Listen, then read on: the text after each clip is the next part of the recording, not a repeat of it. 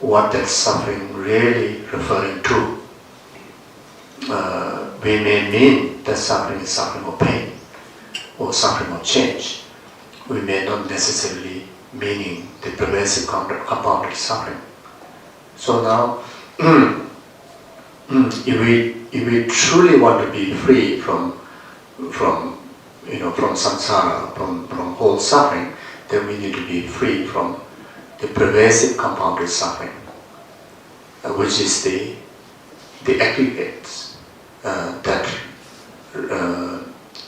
produced by the karma and delusion. The aggregate that which is manipulated under the control of karma and delusion. That is the samsara, that is the suffering. Until we get liberated from that, we won't be free from samsara, or we won't free from suffering. Even if we are able to be free from suffering of pain and suffering of change. But still, our existence will be within samsara.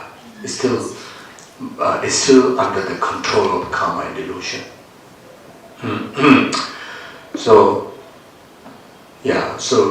ultimately each and every one of us searching, for way out of the pervasive compounded suffering, way out from karma and delusion. And that shows we are true spiritual seeker.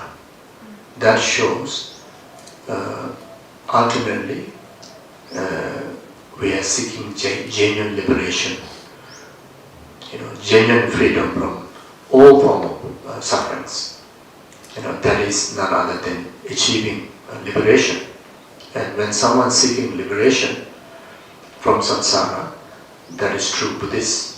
It's a true Buddhist spiritual purpose. If you are searching for such path that can deliver this purpose, then true Buddhist spiritual seeker.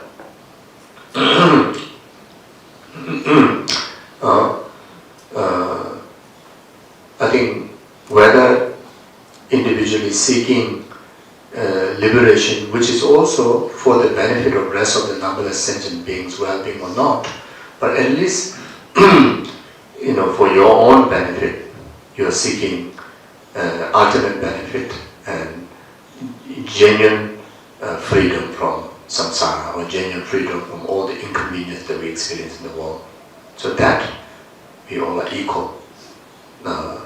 And any individuals that get together carrying that genuine voice of renunciation from depth of your heart, and we all are true seeker of the path, truth, seeker of the truth, the path of truth, true seeker of the path of truth.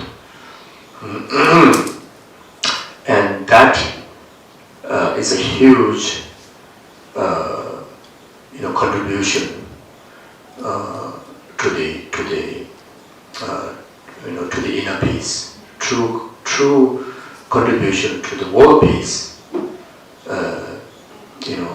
And once you introduce the path to liberation or to be free from samsara, then you need to overcome the karma and delusional influence. And the way to do that is to engage in purification practices, to purify past karma, past delusional imprints, and also to protect occurring of the future delusions in our mental system, and protection towards our three doors, body, speech, and mind, to not to commit negative actions. And this is the way how we gradually, overcome the other's power, overcome the power of karma and delusion in our life, in our continuum. And that is the only way out to be free from samsara. So that's like the teaching, the Buddha's first returning on Dharma is teaching on Four Noble Truth. Buddha first said to detect the suffering, to understand the suffering. It says suffering is to be understood. Then in order to overcome that suffering, then it is cause to be purified, eradicate, which are the karma and delusion. By how you are able to overcome the karma and delusion is adopting the path of truth, which is the altruistic attitude and altruistic wisdom. In other words, the metta aspect of the path, like loving kindness, compassion, bodhicitta. Then wisdom aspect of the path is the wisdom of selflessness, wisdom of emptiness. Adopting this true path in our day-to-day life as an antidote to purify past karma and delusion, and to protect those committing new delusions and new karma. And that's the way we'll deliver the fourth noble truth, which is the path of cessation, which is the nirvana. So from that aspect, it's very much like when Buddha first time decided to teach, when he saw the conducive, conducive basis of the discourse, then he decided to reveal the Dharma. Similarly, here all of us, we carry that sense of renunciation, understanding, okay, the world is quite problematic, samsara is not so pleasant place to live, and searching way out. Then during the discourse, very much is all about introducing what exactly the karma is, introducing what exactly the delusion is, and what is the antidote for karma, antidote for the delusion, and then working it out, on that path. That's how the liberations are achieved. You see. So,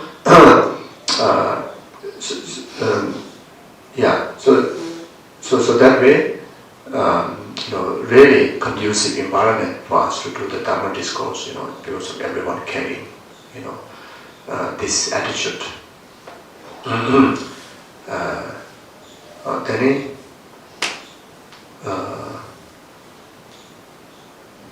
Then Clear Realisation, the auspiciousness of the Dharma.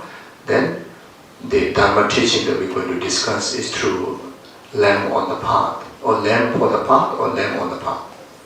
Lamb for the path. Right?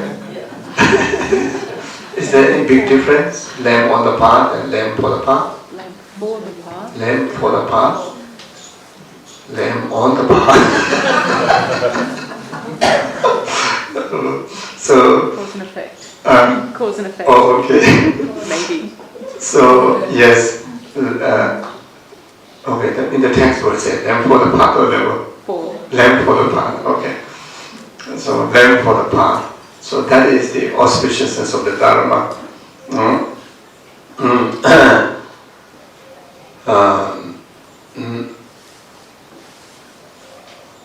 So there are about 6 different kind of sections, which is the topic, that going to deliver.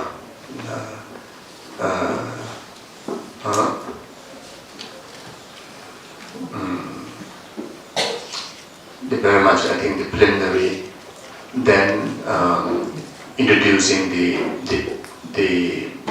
characteristic, the definitions of the 3 capable being, and it is path, the 3 capable beings. Buddhist practitioners, very much categorized into these 3 level of mental dispositions, small capable being, middle capable being, high capable being. Then introduce, it is practice or the path according to the suitable for their capability. discuss the main body practice of the whole purpose of the Buddha Dharma, which is to actualize the practice of altruism, bodhicitta. So that is the main body practice of the path, which is which will result the enlightened, Buddha's form body, which is useful, being in the service of sentient beings' well-being, which the bodhicitta will actualize on the basis of understanding of the conventional truth or relative truth, from the true truth, understanding the relative truth, the reality of the world, reality of samsara, reality of nirvana. Then you develop genuine sense of renunciation. Then from there you will develop love, kindness, compassion, and that will gradually develop into bodhicitta, and that bodhicitta will result into Buddha's form body. Then another part, the main subject, is on wisdom, the wisdom aspect of the path. The earlier one is the method aspect of the path. Now the second one is the wisdom aspect of the path, and that very much will result, by developing the wisdom of emptiness, will result Buddha's wisdom body, the Dharmakaya body, and this wisdom of emptiness is the result of understanding the second truth, the truth of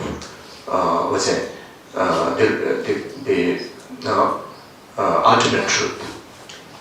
You see, so therefore, the true truth to be studied or learned, known, then true path, which is the method and wisdom, bodhicitta, emptiness, is to be practiced, to be adopted as a path, and true result is our objective to be achieved, which is Buddha's form body and Buddha's wisdom body.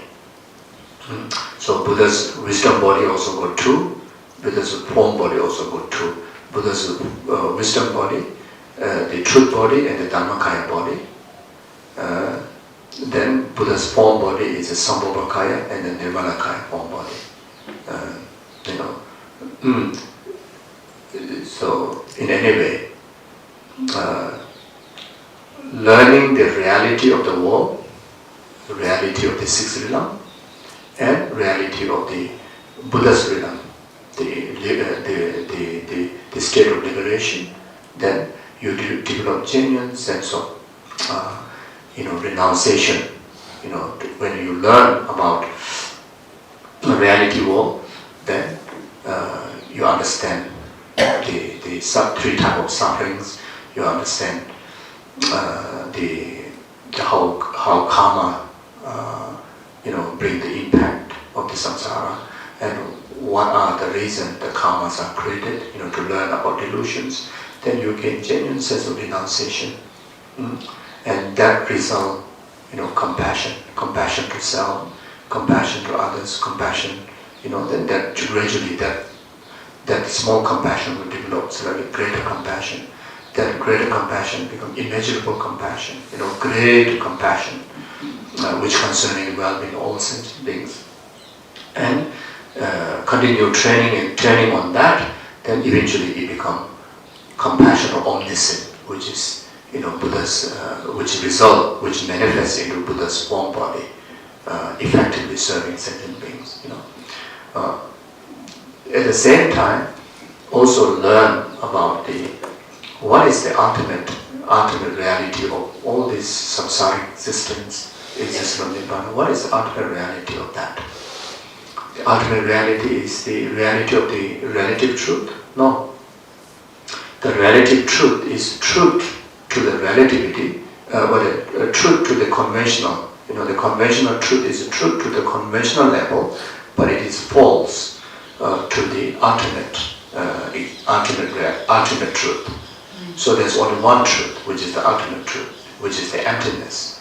The lack of inherent existence, lack of true existence, or lack of substantial existence to the samsara, to the karma, to the delusion, to the nirvana, to the path, to the whole Four Noble Truth is the ultimate truth.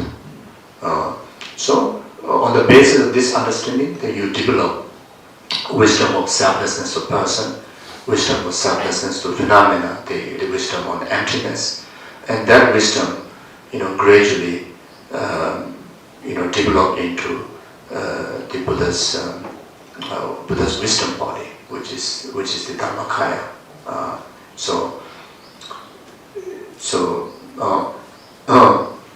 But then there's a section that discusses about the teaching on the preliminary teaching to the wisdom chapter, which is on shamatha, which is on single point of concentration, which serves as a preparatory teaching and the practice to be able to utilize the wisdom as a most effective path, which is called special insight. Special insight. When the wisdom of emptiness becomes special insight, then able to act as a direct antidote, effective antidote to eradicate the negations and the defilements. So in order the wisdom of emptiness to become a special insight, you need the preparatory tool of serviceable mind, which is the shamatha mind, which is a single pointed concentration. So you discuss that, you develop that in practice also. Then the wisdom of emptiness, become most effective in the path of antidote. Then later, the last subject is on introduction on tantra. So these are the subject that you will cover, from this teaching. So in brief, the teaching on the lamp of the path cover the main subject is the three principal aspects of the path: the renunciation, bodhicitta, emptiness. So this is the main subject. And this teaching is the root text to all the teaching on the gradual path, which is called lamrim, whether to do with the Nyingma, Gelugpa, Satya, Gadyu, all the four major Tibetan traditions. Each one has its own gradual path to enlightenment, the guidance. The lamp for the path is the root text for all of that. Then all the mind training teachings, there are hundreds of mind training teachings that composed by Indian Panditas, Tibetan Masitas. So all lamp for the path is the root text for all of those teachings. Then the philosophical tradition, the Nalenda's tradition, the great philosopher learning even in these great monasteries like Tibet, the root text, is the lamp of the path. Then many great masitas, great teachers, they carry transmissional lineage, which carries so powerful one instruction of advice impact your life for the betterment. Certain guru carries so powerful advice, the quality of advice. When you receive that, when you follow that instruction, you're able to achieve the entire benefit of the 84,000 teachings of the Dharma. You're able to accomplish the entire path and actualize Buddhahood. Just following the instructions. So you're a perfect guru. So that's the instructional lineage. That also, the root is the lamp of the path. So lamp of the path serve the philosophical lineage, the mind training lineage, the lamrim lineage, the instructional lineage, both in sutra and tantra. You see, so it's one of the most important teaching, to be learned, to be practiced.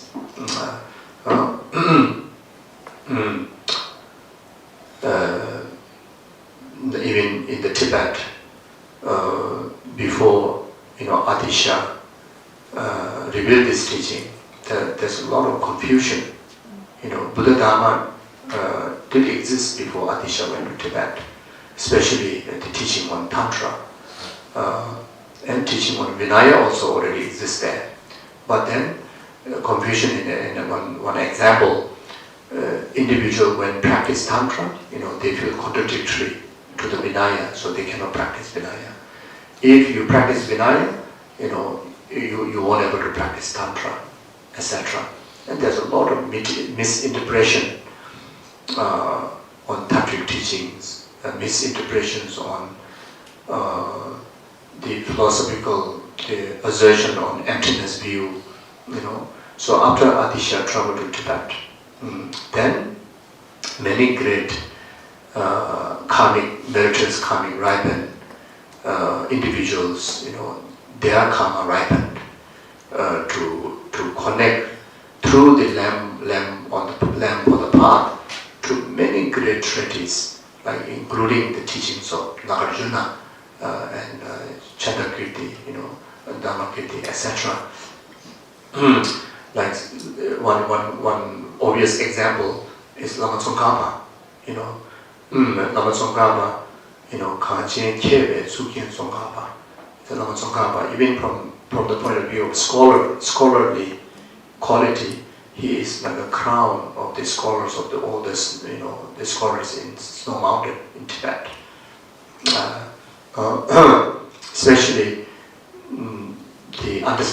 the correct understanding on emptiness view, which is the hardest subject, which all the earlier scholars that came into existence in Tibet carry limitation to apprehending the exact intent of Nagarjuna, the intent of the Shakyamuni Buddhas, the teaching on the wisdom of emptiness. And Lama Tsongkhapa able to illustrate that clearly, in his 18 treatises, especially in the Lamrim Chamo. If you look at the great Lamrim wisdom chapter, it's like that is the heart to understand exact, the correct understanding on the wisdom of emptiness, teaching on the wisdom of emptiness, in accordance with the Nagarjuna, Chandrakirti, Buddha Palita,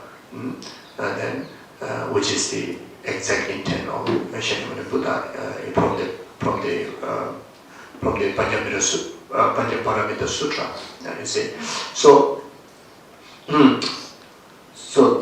Lama Tsongkhapa to get to this level of benefit in the preservation of Dharma, the root start from the lamp on the path. Lamp on the path. This is the root text that which he composed. Great lamrim, middle lamrim, small lamrim. You see. So then, of course, the Atisha himself, his reference, what he composed, the lamp on the path, based on the Maitreya's, the ornament to Clear Realization,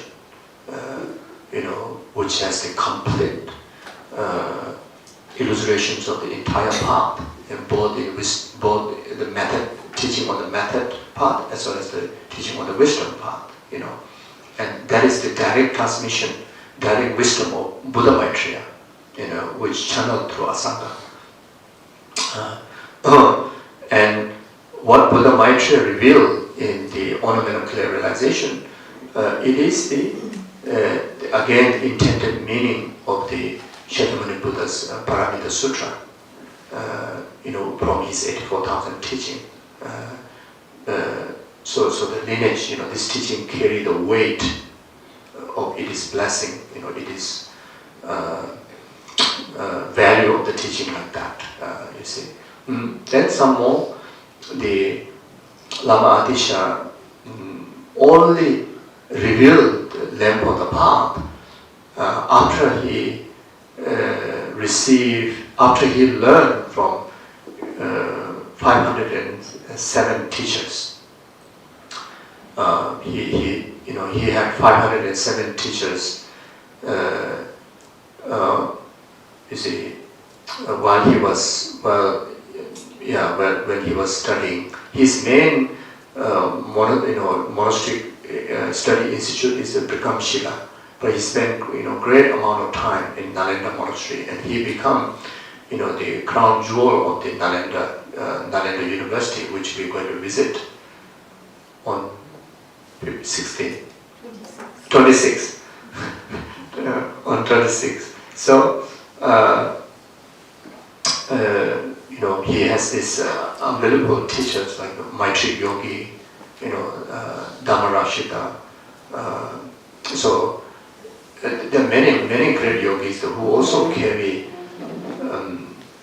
the lineage blessings, but he needed, he aspired to receive direct lineage, not interrupted by human masters. He needed to receive direct lineage, his guru whom he received directly from the enlightened Buddha, like Buddha Maitreya.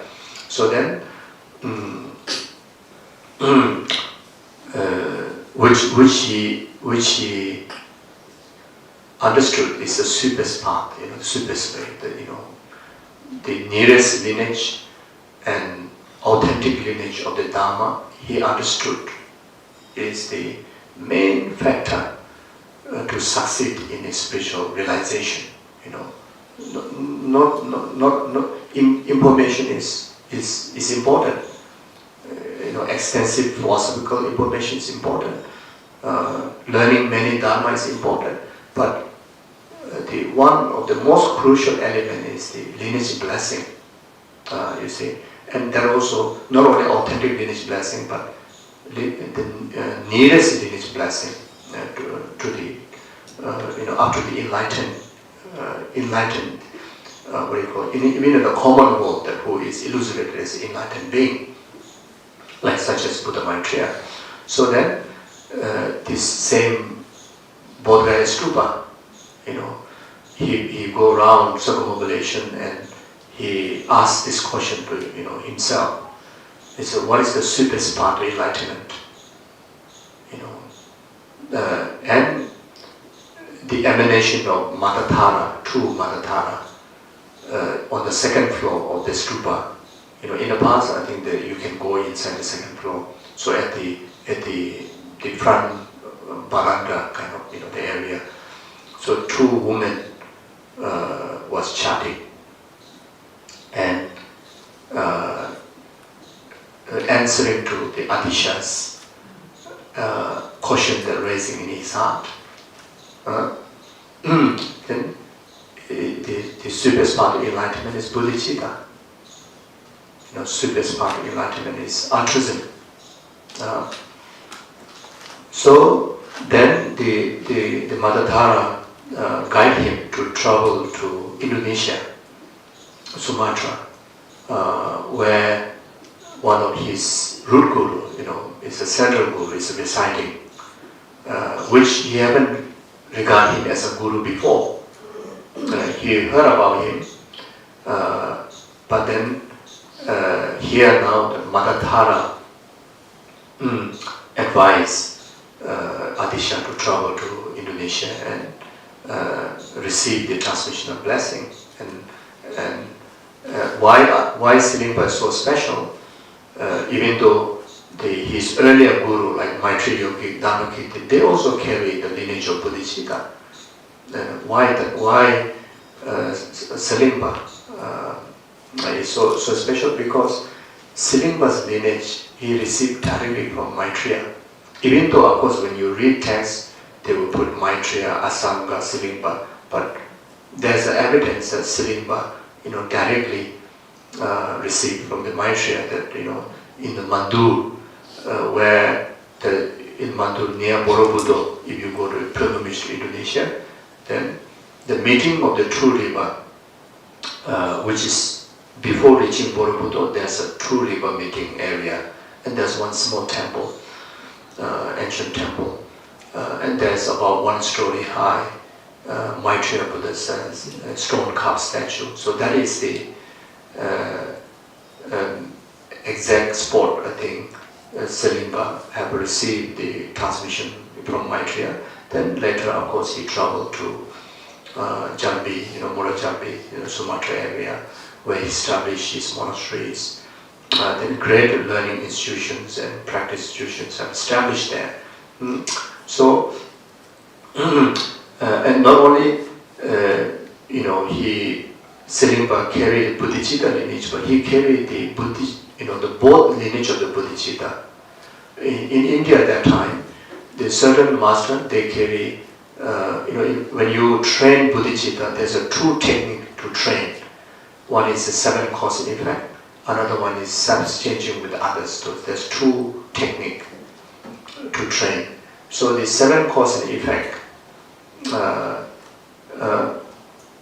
it came from Maitreya, Asanga, and Asanga passed down to many masters, even in India. Then the another lineage is self-exchanging with others. That came from Manjushri, and then Nagarjuna, then Shantideva, and passed down to many masters. So the Maitreya yogi, Dharmakirti, they do carry this lineage, but in a single channel. So the Silingpa carry both channel in one stream. So that makes the preciousness of this particular lineage or the training or the teaching blessing that Lama Atisha carries, because of he has this true lineage in one stream, And not only that, after receiving, he lived with Silingpa to get trained for 12 years. So 12 years he learned, he meditated. Once he gained the realization, up to the Arya level, which is the Bodhicitta won't degenerate in any cause. Until then, he lived with his guru. Then after that, his guru, the Silingpa, prophesied that you're going to be very much illuminating, illuminating light in the world. And once you go back to India, your ultimate journey is to travel to Tibet. You see. So even though Atisha was already quite old age, and he put a great effort to travel to Tibet, upon the request of the Lamrim king,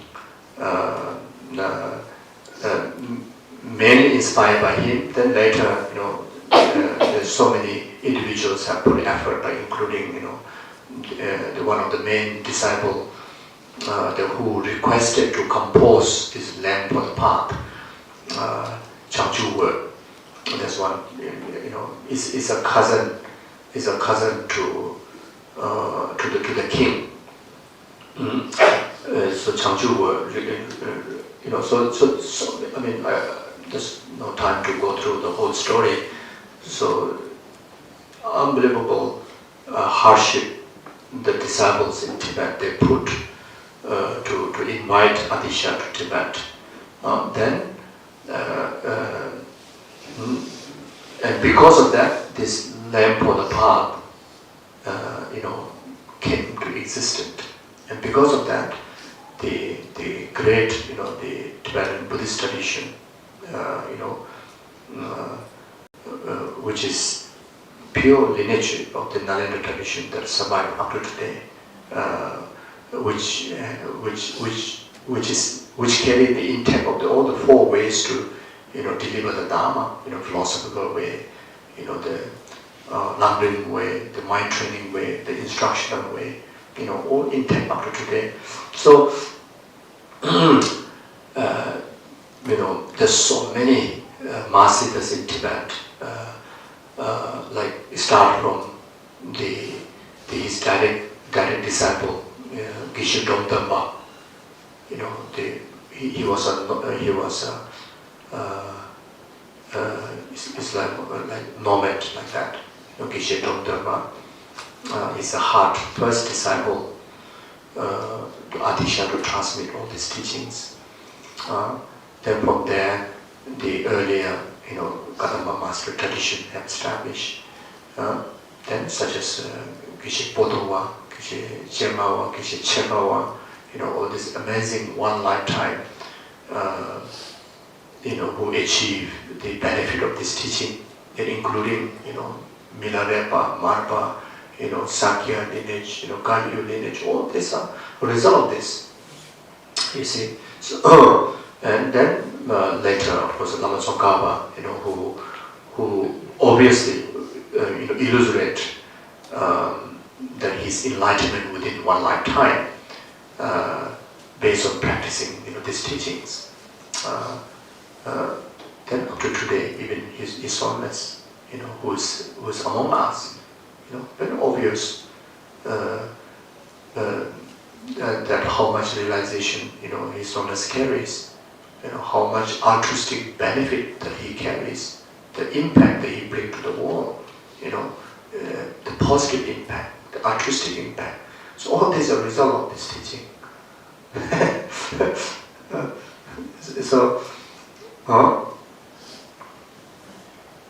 So this is the auspiciousness of the teaching. Then when we talk about auspiciousness of the teacher, we are receiving transmission through Atisha. So not to talk about here, this one cannot. Generally you have to talk about the teacher who present the teaching when we talk about this, different factors. But here we talk about Atisha. So you see, Atisha has all the worldly comforts that he needs. See, he's a great prince, and that time his father is one of richer, one of the richer king. You see, then also, Atisha, from very little child, before even he has capability to understand the world, take to a monastery and become monk, not like that. I think Atisha become a monk quite later age. I think around 29 years old, I think. He become around age of 29. That's quite late. I think maybe Choksam become monk before that age, I think. How old when you become monk? 30. 30. Yeah. Just 1 year after Lama Atisha. So you see, so he really experienced the ordinary life fully and in the most luxurious way. You see, he has no limitations of any sensual comforts. You see, but then just like the Shakyamuni Buddha, he didn't see any essence, in that. You see, so then like each and every one of us went to search for the path, and we found, he found the path of altruism.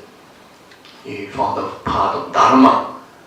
You see, we don't need to give too many examples. Just giving Atisha himself or Shakyamuni Buddha is good enough to convince us, isn't it?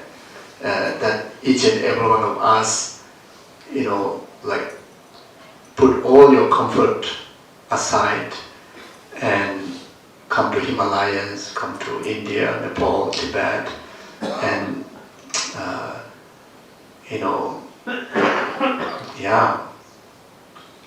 every day eating dal and rice, and yes, and breathing dust.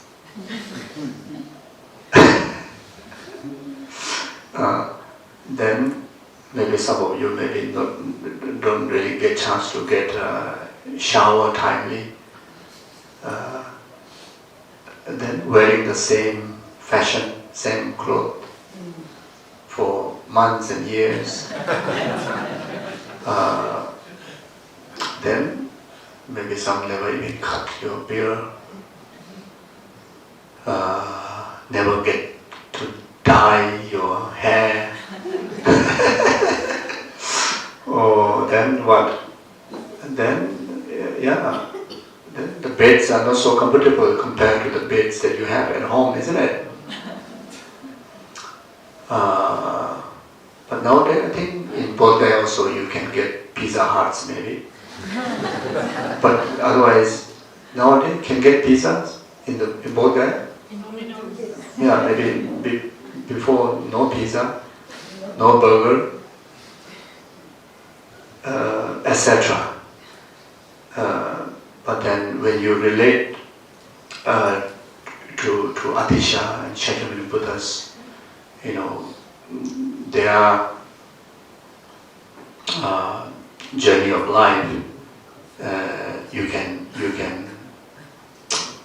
endorse that your pursuit of this path is correct.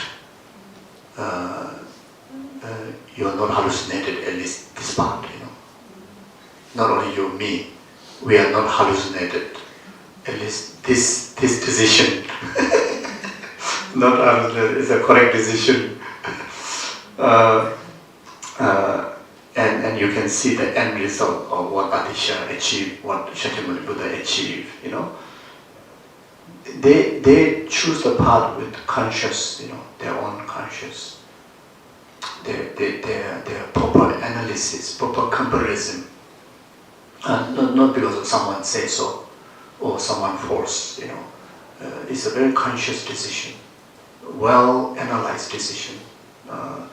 And they achieve enlightenment, So the liberation, enlightenment, and the impact that they bring to the world, unbelievable. You see, the message of Bodhicitta, you don't see any error in that, anything that harm anybody. If there's a certain message, even though it's impacting the whole world, it is harmful, then there's no meaning, isn't it? But it's about love. And not just ordinary love, it's talking about altruistic love. And altruistic compassion. It's asked us to practice. He practiced, and ask him to practice this altruistic love, altruistic compassion. He said, not just to yourself, you must practice to yourself, but also practice to, not just to your loved one, also to practice to your enemy, your strangers, and all sentient beings. And this is so valuable, isn't it? You don't need to squeeze our brain. This is really, really valuable. If someone show genuine love to you, you will punch him back. You won't do that, isn't it?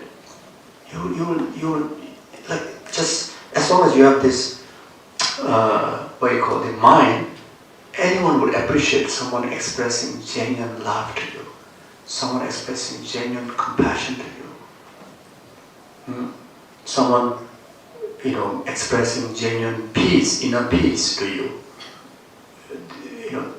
These are like kind of it's the most attractive phenomena, most attractive heart that you can find in the whole existence, isn't it? You see, so someone who achieved the highest level of such quality, and at the same time inspire so many others to live their journey of life in that path. That's the greatest example. That's amazing, isn't it? Everyone will agree, isn't it? Non-believers will agree that also. It don't have to be Buddhist to agree this, isn't it? So therefore, the decision that each and every one of us made, it is the best decision. Truly best decision that you made. And when you acknowledge that, when you rejoice towards that, I think that is so powerful resources to bring happiness, every single moment and day, you don't have to go and buy that from outside. It's right here. You just need to remember, feel gratitude, and express rejoicement just finding this correct direction in life is so uplifting. It is the so powerful source to bring inner joy, the happiness with reason. You see, and if you like to be happy all the time, just keep reminding it. You will have a sustainable happiness. Sustainable happiness. You see, when it comes to sensual happiness, happiness that rely on sensual objects, material objects, all has limitations. And ourselves, again, through our life experience, we can really come to that conclusion that truly there's no essence. It's completely pursuit of the essential happiness and material, happiness that dependent on material accumulation. Even when it comes to physical body, the most treasured object in our life, our physical aggregates. We are very much we are servant to that, isn't it? From young, very much as if like we exist just to protect this physical shell, or we say protect myself. We also have this wrong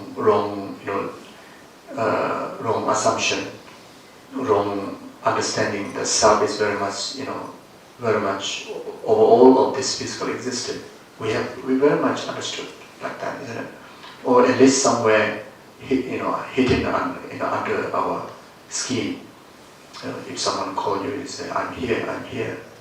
You say, right in front, where are you? Say, don't you see me? Somewhere like that, So it's like all somewhere. But mainly this physical aggregates.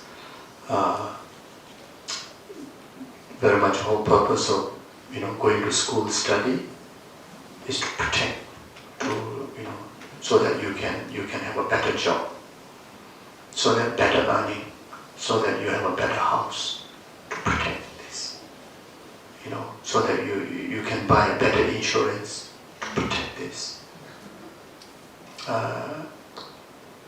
so that you can have a better foods to feed this body.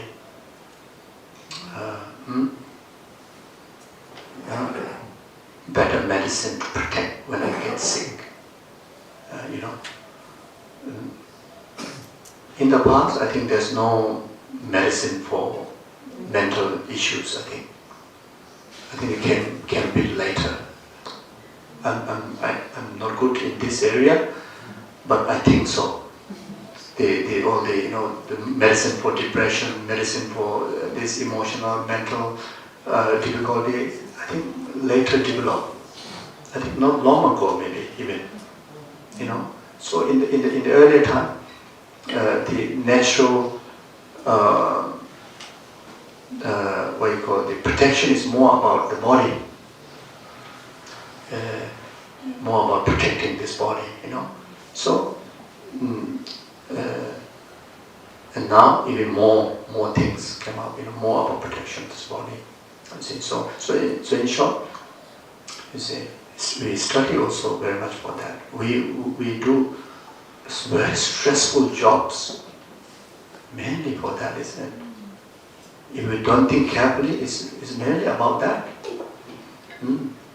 Then even to have family and produce children also like to protect me. When I grow old, when I cannot walk, when I'm bedridden, so that my children will take care of me. That's why you produce children. Ultimately, many people carry that motivation. Then some they engage in a relationship, so that if I'm old, I at least have a companion. For spirit, you have a plenty of spirit to have companion, but you're talking about your body, physical the physical aspect of your being need companion, you know. You see. But up to today, our own self is the full proof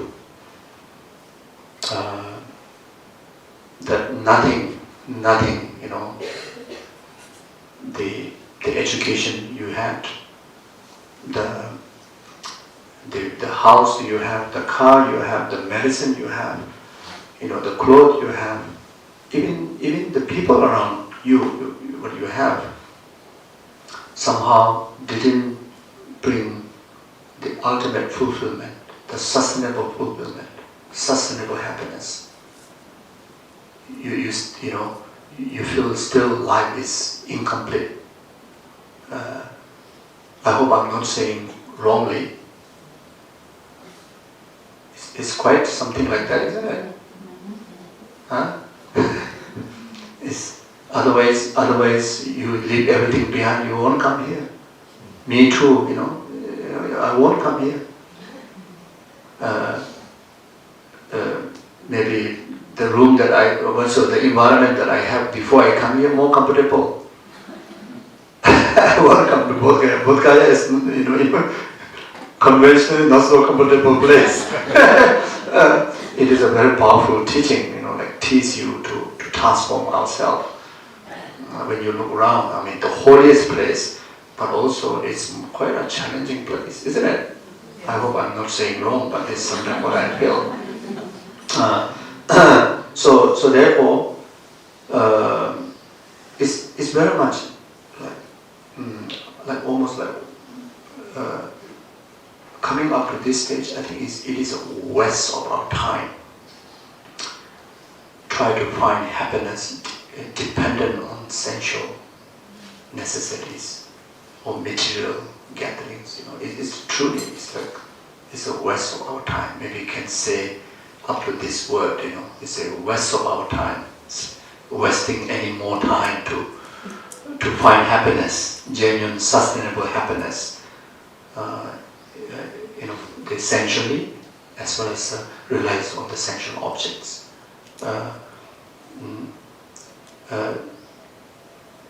Now, you know, through our own experience now, come to a firm decision to really, you know, even just for the temporary benefit of this lifetime, to have a happy life, to have a fulfilling life, is to generate that fulfillment and that happiness, being meaning in virtue. Being best is being meaning in Dharma. That's even, you know, wonderful. And even in the Dharma, being meaning in altruistic Dharma. That's the best. You see. Or in practical level, living life, dedicating life in the service of sentient beings' well-being, all the rest of the sentient beings' well-being,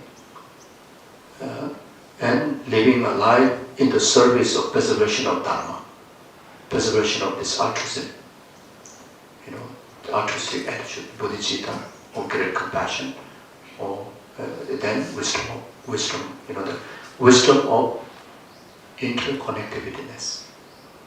You see, sometimes when we say wisdom of emptiness, okay, what is that? It's a wisdom of interconnectivityness. You see, you find connection with every single existence. You feel interrelated with every single existence.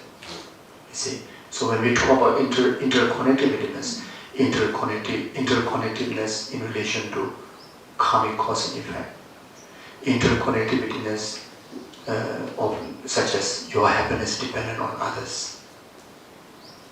You know, like interconnectivityness to have this precious jewelry, but dependent on your parent. You know, how nasty we feel about our parent. What you are enjoying this most meaningful, precious human life is because of the parent. Is it? So through this, you see, oh, I cannot misunderstand anymore towards my parent. Or I cannot, at least not towards my mother. You see, or even there is certain inconvenience that mother have caused you, and you understand that again through the wisdom of interconnectedness, that mother too under the control of karma, mother too under the control of delusion. So due to the delusion, due to the karma, mother has behaved like that to me. So some people complain that mother didn't love me enough. Some people complain that mother abandoned me. Some people complain that, oh, mother remarried. I mean, oh no.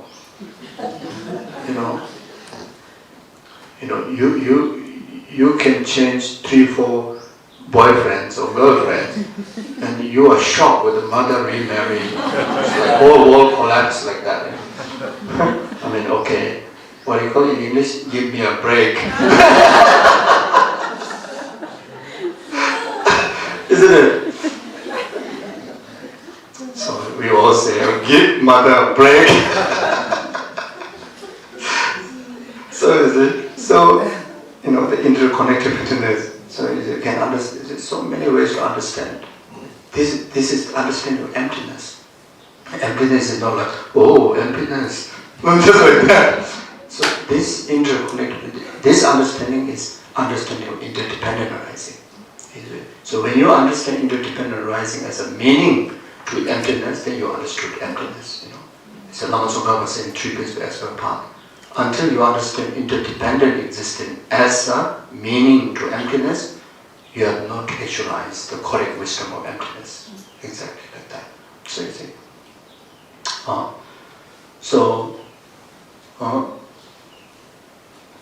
Then also, even yourself may have done intentionally or unintentionally so many mistakes, and or maybe yourself born like that, but that also is all because of interdependent existence. So you cannot completely blame this one person, me, and you collapse in depression. Cannot. You see? There's so many unbelievable sufferings people go through. Some are all still go through depression, blaming this, blaming that. When they are mostly blaming yourself, and some, blame your mother. Some blame here, blame there. It's all because of ignorance. That's why you see, you can sum up like that. All because of ignorance. Meaning, didn't understand emptiness. Meaning, didn't understand interconnectedness. Didn't understand interdependent rising. If you happen to understand interdependent rising, you don't have to be so miserable. Stuck with one reason to make you completely collapse, destroy your life. You see? So.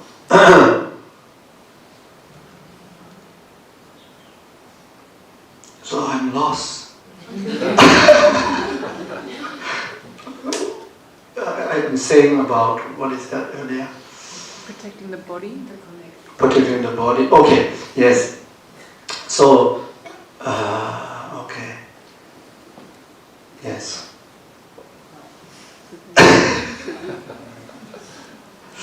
So anyway, yes. Yes. So dedicate our remaining journey in life in preservation of Dharma. I think that's the thing. Be in the service of sentient being. You see, why we need to be in the service of sentient being? Because I want happiness. Because I want, even for your own selfish purpose, the most beneficial causes and conditions to bring about is by serving others. You see, now to understand from the emptiness point of view, this is the interdependent rising. This is the correct interdependent rising. With the right cause, you accumulate the right cause, you have the right aspiration, then you need to create the right cause, then you will enjoy the right result. Wrong motivation won't able to perform a right action.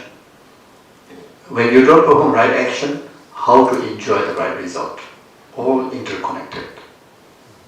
You see, so from this understanding, then, even for your own single person's benefit, there's a reason for you to be in the service of sentient being, to be nice to sentient being, to be kind to sentient being, to love sentient being, Then for the benefit of, if you have a bigger heart than that, if you want to benefit other, could be your parents or could be someone, then surely the right action is to engage in benefiting them. By benefiting yourself, it doesn't kind of like a carrying board, it doesn't go like that. You have to engage directly, isn't it? So from that point of view also, it's right to be in the service of sentient being. You see, so ultimately that will result in enlightenment. You see, so by preserving the dharma of attitude, loving kindness, compassion, and preserving the dharma of the wisdom, the emptiness or interconnectedness, interdependent arising, fulfill your own ultimate happiness, which is the Buddha's wisdom body. Buddha's wisdom body is the greatest benefit that self can ever achieve for self. You see, the cessation from all the negations is your own benefit. Cessation from all limitations is your own benefit. You see, so Dharmakaya is your own benefit. But at the same time, you also achieve the greatest benefit for others, which is the form body, Buddha's form body. You see, and all this benefit for your own benefit, others' benefit, comes out of being in the service of sentient being through wisdom and attitude. You see, so initially the attitude sounds so hard, to express love to all sentient being, or to forgive enemy. It all sounds like it's quite impossible. Bodhicitta to enemy, that sounds like quite hard. You see, or bodhicitta to all living sentient beings, it also sounds a bit hard. But when you understand how it works, this bodhicitta, in relation to all sentient beings, through the understanding of wisdom, the interconnectivityness, it becomes so easy. You see, not just kind of very big word, big heart, but you're able to express that with the basis of wisdom, that which will kind of reduce the heaviness of altruism. You naturally feel that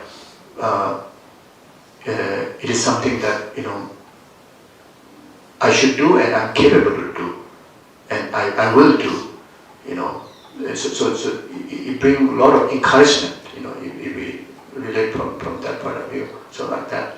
So anyway, now it's lunchtime. So yes, Atisha. So we are following Atisha's good path. So we are in the right position. So now I'm going to enjoy delicious lunch, and see you later. Yeah, thank you. Saji Beli Joshin Mendo Tam Lila Blessing in the Gambade Sanjay Shindu Mide Bova Dogo Namda Shila Jabara Jo Ye Dama Guru Rana Mendal Kamneya Daya Me Chanju Sanjuri Boje Maye Panam Kejuji Jawanya Bame Kone Bundo Pevara Jo Doni Dawale Boje Maye Panam Kejuji Jawanya Bame Kone Bundo Pevara Jo. Thank you. So maybe we do the full offering from here. Yeah, so again, even when you eat, when you drink, you can integrate the practice of wisdom and method.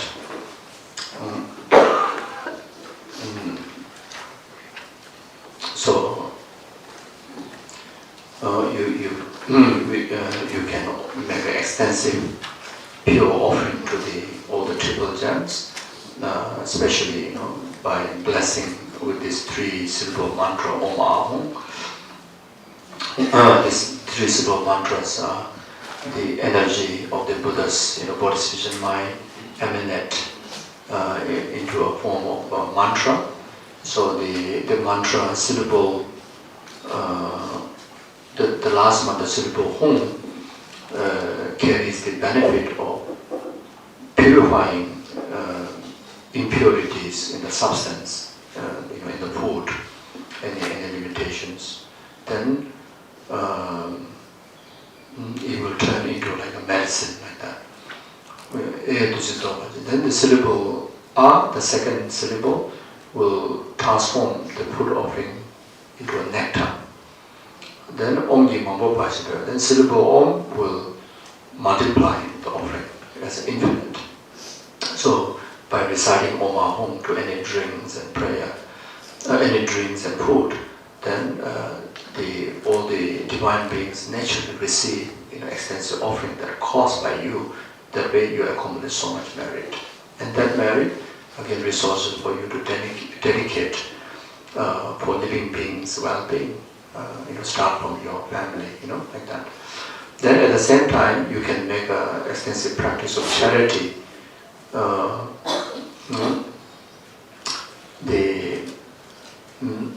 In Buddhist understanding, how tiny the physical body may be, the minimum 84,000 living beings reside within our body.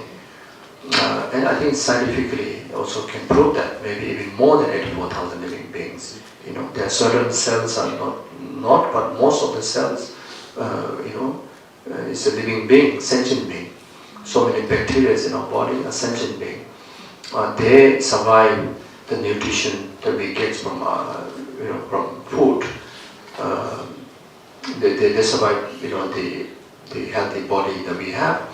Then our body survives from taking nutritions from food and drink. So you can understand that I am making charity to each and every one of them.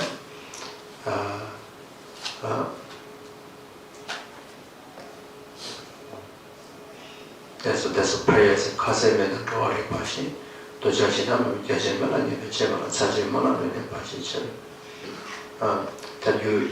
you understand that I'm not consuming this food because of the attachment to the food, the taste, the color, the shape, etc. I'm also not eating that food just to fill my stomach, just that one purpose, to subside my hunger, not just for that.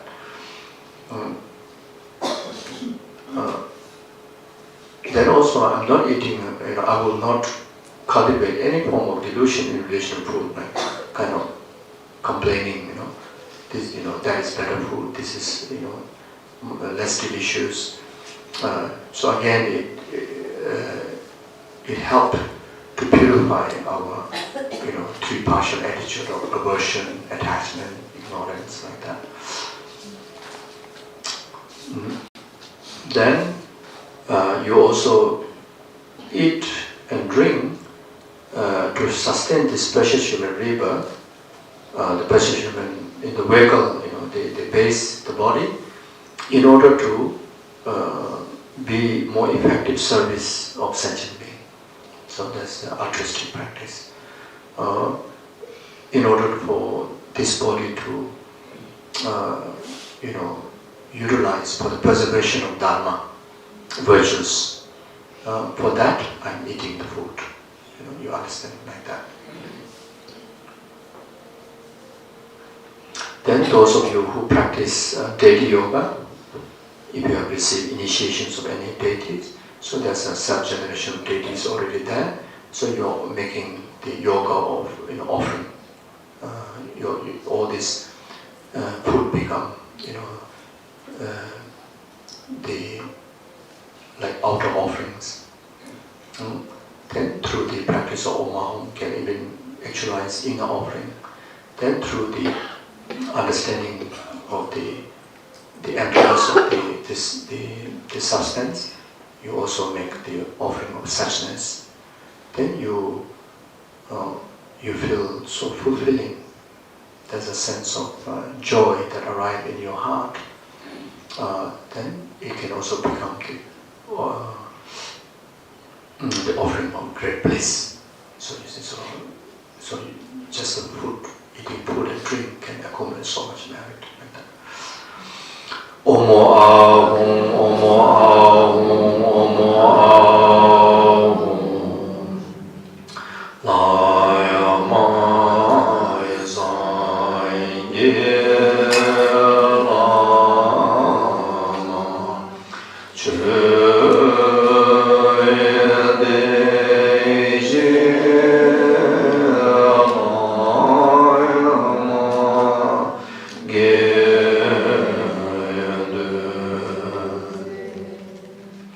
Go